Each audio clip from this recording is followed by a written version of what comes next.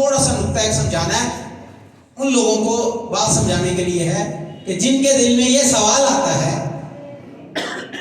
جن کے ذہن میں یہ بات آتی ہے کہ خدمت سلسلے کی، آستانے کی، لنگر کی، یہ وہ خدمت کرنے والے لوگ، ان کو تو جانتا ہی کوئی نہیں ہے، ان کو جانتا ہی کوئی نہیں ہے، ان کا تو کوئی نام ہی نہیں ہے، لیکن جو کچھ بھی نہیں کرتے ان کے بڑے نام ہیں، جو دن رات محنت کرتے ہیں، تن من دھن قربان کرتے ہیں، سردی گرمی کا خیال کیے بغیر لنگر کا خیال رکھتے ہیں، پیر خانے کا خیال کرتے ہیں، ان کو تو کوئی شاید اتنا نہ جانتا ہو، لیکن کچھ ایسے ہوتے ہیں ان کے نام بہت ہوتے ہیں، بڑے نامور ہوتے ہیں، وہ کچھ بھی نہیں کرتے، ان کو انعام و کرام سے نواز دیا جاتا ہے۔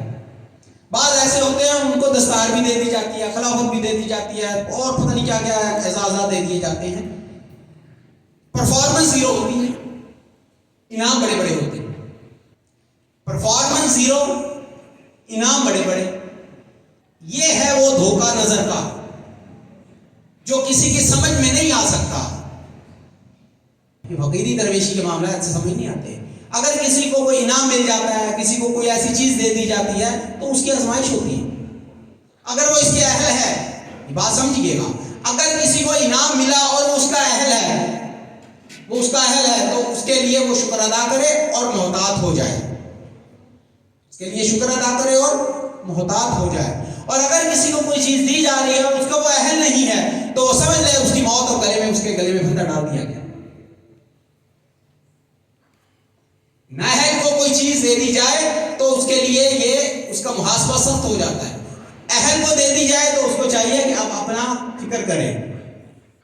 سب سیاں رل پانی نو گئیاں، میاں محمد بخش صاحب کے وہ استعارہ کے طور پہ کہ لڑکیاں جا رہی ہیں پانی بھرنے، جب وہ جا رہی ہیں تو اٹکیلیاں کر رہی ہیں، بھاگ رہی ہیں، ایک دوسرے کو پکڑ رہی ہیں، اس وقت ان کی چال یہ ہے، لیکن جب کنویں سے پانی بھر کے واپس آ رہی ہیں تو ایک کتار میں اور آرام آرام سے پاؤں رکھ رہی ہیں۔ جاتے ہوئے چال اور تھی، واپسی پہ چال اور ہے۔ دنیا میں جب انسان آتا ہے خالی ہاتھ ہوتا ہے، جنہوں نے نیک اعمال کیے ہوتے ہیں، جنہوں نے کچھ کما لیا ہوتا ہے، جنہوں نے اللہ کو راضی کر لیا ہوتا ہے، جنہوں نے اپنے شیخ پیر کو راضی کر لیا ہوتا ہے، وہ محتاط ہو جاتے ہیں۔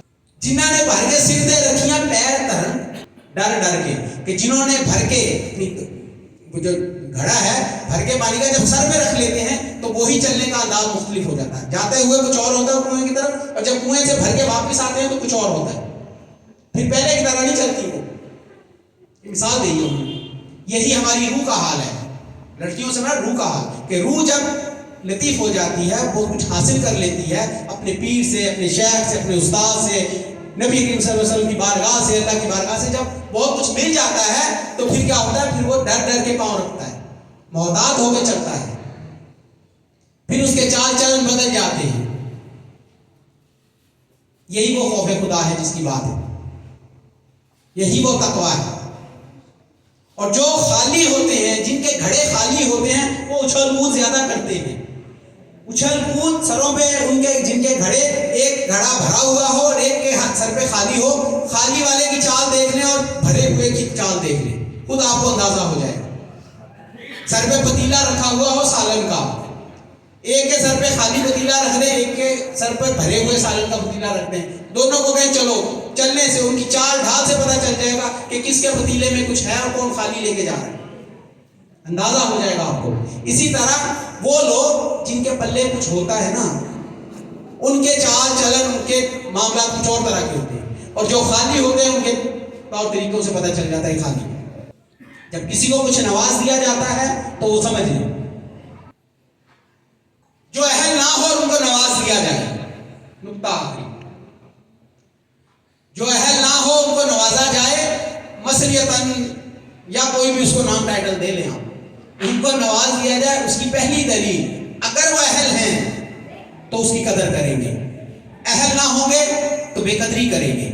خواجہ معین الدین چشتی اجمیری، خواجہ غریب نواز، ہمارے سلسلے کے جد، ہمارے سلسلے کا سب سے بڑا نام، ہمارے سلسلے کی سب سے بڑی ہستی، آج ان کے اس کی مناسبت سے ہم نے محفل سجائی، آج ان کے اس کی مناسبت سے، جس کی وجہ سے ہم چشتی بھی ہیں، اپنے نام کے ساتھ چشتی لکھتے ہیں ہم. وہ چشتی جس نسبت سے لکھتے ہیں, جس کی نسبت سے لکھتے ہیں, آج ان کا دن منایا جا رہا ہے. اگر اپنے مرکز پر اس دن کو منانے کے لیے اس کے پاس وقت نہیں ہے, وہ یہاں موجود نہیں ہے, اس محفل میں حاضر نہیں ہے, تو پھر کہیں سے کچھ بھی لے کے آ جائے, وہ خالی گھڑے کی طرح مانند ہے. اس کے سر پر خالی گھڑا ہے, اب جو مرضی ہو, خالی گھڑے ہیں. خالی گھڑا رکھ دیا گیا, وہ سمجھ جائے تو پتہ نہیں. خالی گھڑے رکھ دیے جانے سے کوئی لوگ بڑا بولتے ہیں اس میں کچھ ڈلوانا ہے, وہ ڈلوایا نہ تو پھر کچھ نہ ہوگا. اور جن کے سروں پر گھڑے رکھے ہوئے ہیں بھرے ہوئے, وہ ان چکروں میں نہ پڑے, وہ اپنے کام سے کام رکھیں, وہ اپنی منزل پہ نظر رکھیں, وہ اپنے سفر کی مشکلات, اس کے مراحل اس پر نظر رکھیں, اور جو سر پہ رکھا ہوا ہے اس کو احتیاط سے منزل تک لے کے جائیں. ارد گرد نہ دیکھیں, اچھل کود نہ کریں. آپ کا چال چلن, آپ کے طور طریقے, آپ کے انداز, آپ کے مزاج وہ ہونے چاہیے کہ بھرے ہوئے گھڑے آپ کے سروں پر ہیں. خالی گھڑے رکھنے والوں کی تیز چال, برق رفتاری, تیز رفتاری, اس سے زیادہ متاثر نہیں ہونا. منظر پر کچھوا پہنچتا ہے, خرگوش نہیں کبھی پہنچا. بچپن سے سنتے آ رہے, خرگوش منظر پہ نہیں پہنچا تھا. کون پہنچا تھا؟ کچھوا. کیوں کہ اس نے اپنے مقصد کو سمجھا, مقصدیت پر اس نے فوکس کیا اور چلتا رہا. وہ منظر پر پہنچ گیا اور وہ یہ سمجھ رہا تھا کہ میں بڑا چلاک ہوں, میری رفتار بڑی تیز ہے, یہ تو کچھ بھی نہیں ہے, میں تو 2 چھلانگیں لگاؤں گا پہنچ جاؤں گا. وہ پیچھے رہ گیا. اور ایک بات اور, یہ بھی آپ نے اس سٹوری سے سننی ہے, کچھوا اور خرگوش. کچھوا پہلے پہنچ گیا اور خرگوش پیچھے رہ گیا. خرگوش نے کیا کیا کہ تھوڑا سا تیز بھاگا, اس کے بعد بیچ میں جا کے سو گیا. اور کچھوے نے کیا کیا, چال ہلکی رکھی لیکن مسلسل چلتا رہا, منزل پر پہنچا, اس کی جیت ہوئی. لیکن کچھوے نے ایک اور کام کیا. وہاں سے جب گزر رہا تھا, دیکھا خرگوش سو رہا ہے, تو اس نے اس کو اٹھایا نہیں, اس کو تنگ نہیں کیا, اس کو ڈسٹرب نہیں کیا, اس کی نیند میں مخل نہیں ہوا. خاموشی سے پاس سے گزر گیا, منزل پہ پہنچ گیا, وہ سوتا رہ گیا. تو اسی طرح زندگی میں بہت ساری ایسی رکاوٹیں آتی ہیں. آپ اپنی منزل پر نظر رکھیں, خاموشی سے. Slow and steady wins a race. بس سلو چلتے رہیں, آپ ریس جیت جائیں گے. لیکن راستے میں جس کے ساتھ شرط لگی ہو یا جو آپ کے مد مقابل ہو, اگر راستے میں سستی کا مظاہرہ کر رہا ہو تو اس کو چھیڑے مت, اس کو لات مت مارے, اس کو آواز مت دیں, اس کو طنز مت کرے, کچھ نہ کرے, اس کے پاس سے گزر جائیں اور اس سے آگے نکلے اور شرط جیت جائیں, ریس جیت جائیں, بہت خاموشی سے. لیکن ہم کیا کرتے ہیں کہ دوسرے پر نظر رکھتے ہیں, یہ ان چیزوں پر چھوڑو. آپ دیکھیں کہ آپ کا مقام کیا ہے. میں اکثر کہا کرتا ہوں, مالک آپ سے راضی ہے یا آپ سے ناراض ہے. آپ سے راضی ہے یا ناراض ہے, اس کے لیے کوئی معیار نہیں ہے. میرے نزدیک کوئی معیار نہیں ہے پرکھنے کا کہ آپ سے راضی ہے یا ناراض ہے. ایک معیار ہے, جو معیار اللہ تعالیٰ نے بتایا کہ اللہ تعالیٰ کے نزدیک بڑائی کا معیار تقویٰ ہے. اب آپ کیسے جانچیں گے کہ میرا مالک اللہ تعالیٰ, نبی کریم صلی اللہ علیہ وسلم یا میرے شیخ یہ مجھ سے راضی ہیں یا ناراض ہیں؟ پہلا معیار سمجھ لیں. آپ یہ دیکھیں کہ اللہ تعالیٰ آپ کو اپنی بارگاہ میں حاضری کا شرف عطا کرے گا. جس کو بارگاہ میں شرف نہ ملے حاضری کا, وہ سمجھ لے کہ کوئی معاملہ خراب ہو گیا. اسی طرح پھر مرشد کے معاملات میں جس سے مالک راضی ہوتا ہے, جس سے مالک راضی ہوتا ہے, وہ اس سے اپنے کام لیتا ہے, اس سے اپنے کام لیتا ہے.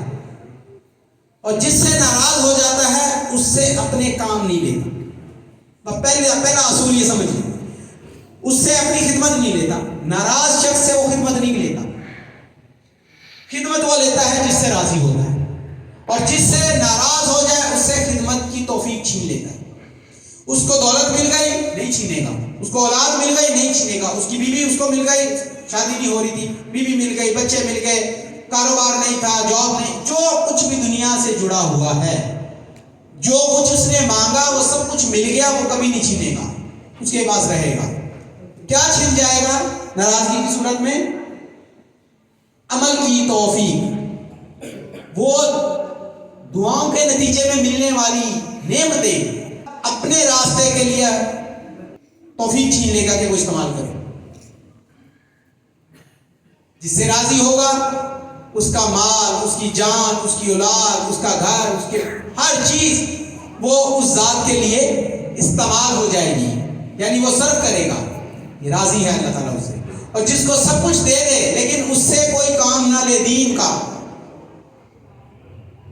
کام اس سے کوئی نہ لے, اس کی دولت دین کے کام نہ آئے, اللہ رسول کے راستے میں خرچ کرنے کی اس کو توفیق, سمجھو کہ وہ دولت اس کے لیے آزمائش ہے, وہ پھر اللہ تعالیٰ نے دے دی, سو دے دی. جن کے سروں پر بھرے ہوئے برتن وہ محتاط ہو جائیں. یہ برتن گرتے ہوئے وقت نہیں لگتا, چپے چپے پر سجدہ کیا شیطان نے, چپے چپے پر کیا ہوا؟ فرشتوں کا استاد بنا, کیا ہوا؟ انجام کیا ہوا اس کا؟ راندہ درگاہ ہوا, لعنت کا تو گلے میں ڈال دیا گیا. سجدے, خدمتیں, سارا کچھ برباد کر دیا. یہ بھی ہوتا ہے. خدمت کرنے والے بھی محتاط رہیں, اور جن کے پلے کچھ نہیں ہے, یا تو وہ گوا چکے ہیں, اور اگر گوا نہیں چکے تو پھر خالی برتن لے کے ناچنے اور بھاگنے والے معاملات ہیں وہ ہوتے رہیں گے. یہ کھیل تماشا ہے, یہ ہوتا رہے گا, یہ چلتا رہے گا. اس سے دھوکہ نہ کھائیں. اپنے راستے کا تعین کریں, اپنی منزل کی طرف دیکھیں, اپنے مقصد کو سمجھیں. ہر کام جو آپ لوگ کرتے ہیں اخلاص سے کریں. یہ بات ذہن میں رکھیے گا, اخلاص کے ساتھ. اپنی ذات کے لیے اگر کیا تو کوئی فائدہ نہیں, شاباش کے لیے کیا تو کوئی فائدہ نہیں, انعام کے لیے کیا تو کوئی فائدہ نہیں. صرف اس لیے کریں کہ یہ ہمیں کرنا چاہیے, ہمارے اوپر یہ فرض عین, ہم نے کرنا ہے, ہم کر رہے ہیں. اس کا اجر کیا ملے گا وہ ذات دینے والی جانے. تو یہ صورت بنے تو فائدہ. باقی آپ کہیں کہ جی یہ آج سوشل میڈیا کا دور ہے, اب سوشل میڈیا پہ اپنے کوئی چرچے کرتا پھرے, اپنے سر پہ اگر کسی نے کوئی خالی برتن رکھ دیا تو وہ برتن کو لے کے ناچتا پھرے اور بھاگتا پھرے. یہ دیکھو کہ یہ جو تمہارے سر پہ برتن رکھا گیا اس میں کچھ ہے یا خالی ہے؟ انعام کے طور پر خالی برتن بھی مل جاتے ہیں نا. چلو یار تم پہلے والا گھڑا توڑ بیٹھے, او بھائی پہلے والا گھڑا توڑ بیٹھے ہو. بعض دفعہ انعام ایسا بھی ہوتا ہے کہ خالی گھڑا دے دیا جاتا ہے کہ شاید اس کو شرم آ جائے, حیا آ جائے, شاید یہ اپنے گریبان میں جھانک لے. اس کو پتا ہے میرے کرتوت کیا ہیں, اس کو پتا ہے میرے پلے کچھ نہیں ہے, اس کو پتا ہے میں کتنے پانی میں ہوں, لیکن پہلا ایک وقت گزارا ہوتا ہے, پھر بھی حیا دلانے کے لیے, شرم دلانے کے لیے, احساس دلانے کے لیے دوبارہ ٹوٹا ہوا گھڑا کہتے ہیں چل ٹوٹ گیا سو ٹوٹ گیا, اب یہ دوبارہ اس کے سر پہ گھڑا رکھ دیا جاتا ہے, لیکن خالی. کیا خالی گھڑے کو کہا جاتا ہے کہ اللہ تیرے سر پہ رکھ دیا ایک ذمہ داری کہ یہ تیرے سر پہ خالی گھڑا ہے, اب اس کو بھرنا.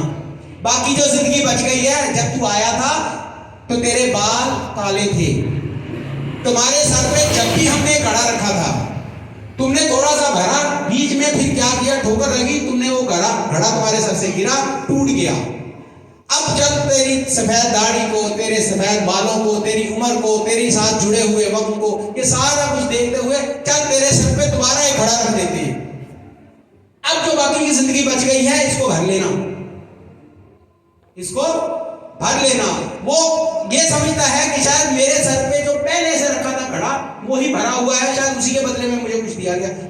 بے عقل, بے شعور یا ناسمجھ شخص, تیرا گھڑا ٹوٹ چکا ہے, تیرے سر پہ دوبارہ گھڑا رکھا گیا ہے خالی. باقی کی زندگی کوشش کر اس کو کچھ نہ کچھ اس میں ڈال لے, بھر لے, یہ برتن میں کچھ نہ کچھ لے کے چلے جانا قبر میں. اب کے ملنے والی چیزیں یہ خالی ہیں, ان کو بھرنے کے لیے آپ کو مہلت دے دی گئی ہے, باقی کا وقت ہے, بھر لو گے فائدہ, ورنہ ہمیں ان چیزوں سے ہم بے نیاز ہیں, ہمیں ان چیزوں کی پرواہ نہیں ہے, ہم سخی ہیں.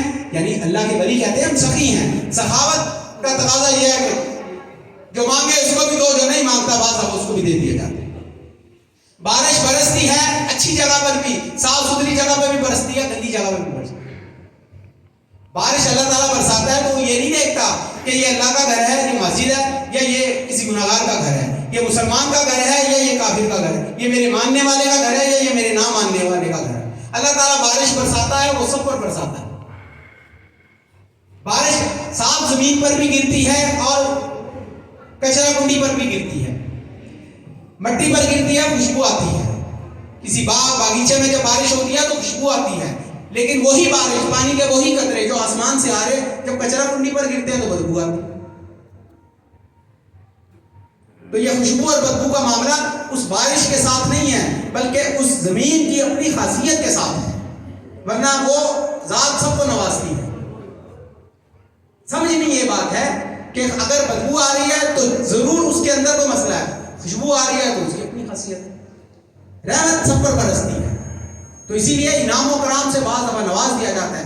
آگے مرضی ہے کہ وہ اس کو کس طرح دیکھتا ہے، کیسے سمجھتا ہے۔ تو اس سے وہ لوگ یہ خیال نہ کریں کہ لو جی یہ تو کائے پلٹ گئی، یہ تو کوئی بسات ہی الٹ گئی، یہ تو کچھ اور ہی ہو، کچھ بھی نہیں ہوا، سب کچھ ویسا ہی ہے، آپ ویسے کے ویسے ہی ہیں، آپ جیسے چل رہے تھے ویسے ہی ہیں، ویسے ہی آپ چلتے رہیں، آپ ایسے ہی چلتے رہیں۔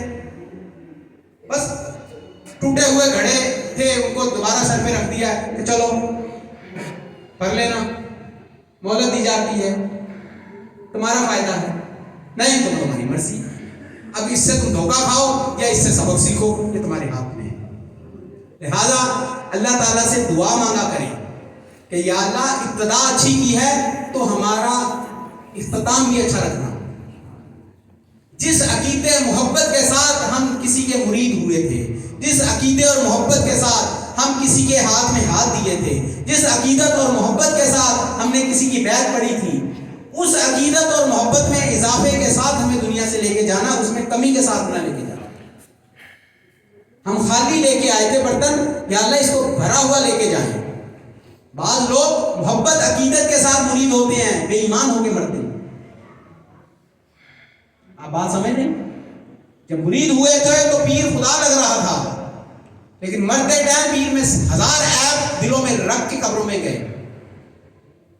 پیر بھی وہی، شیخ بھی وہی، سلسلہ بھی وہی، سب کچھ وہی، بدلا تو کیا بدلا؟ وہ صاف زمین کی کچرا کنڈی بن گئی۔ رحمت برس رہی ہے، پہلے برس رہی تھی، خوشبو آتی تھی، اب کچرا کنڈی بن گئی، تیرا دل، تیرا باطن کچرا کنڈی بن گئی۔ رحمت برس رہی ہے، پھر بھی برس رہی ہے، فرق صرف یہ ہے کہ اب برستی ہے تو وہ اس میں سے بدبو آتی ہے، سمیل آتی ہے۔ اللہ تعالیٰ سے دعا ہے جو میں نے کہا، جو آپ نے سنا، اسے سمجھنے کی، اس پر عمل کرنے کی توفیق عطا فرمائے، ہمیں راہ راست پر رکھتے ہوئے ہمارا خاتمہ بالخیر فرمائے، ہمارے اندر سے ہر طرح کی روحانی بیماریاں جو بھی جن کا شکار ہیں اللہ تعالیٰ وہ دور فرمائے۔ اللہ تعالیٰ ہم سب کے ہاتھ پہ رحم کرم اور اپنا خصوصی فضل فرمائے، ہمارے دلوں کو اپنی محبت، اپنے محبوب کی محبت، اولیاء صالحین اپنے دوستوں کی محبت سے اس زمین کو ہمیشہ شاد و آباد رکھے، ہماری نسلوں کو، ہماری آنے والی نسلوں کو بھی، ہماری اولادوں کو ہمارے لیے صدقہ جاریہ بنائے اور صحیح عقیدہ مسلمان رکھتے ہوئے ایمان پر خاتمہ بالخیر فرمائے۔ وما علینا الا البلاغ۔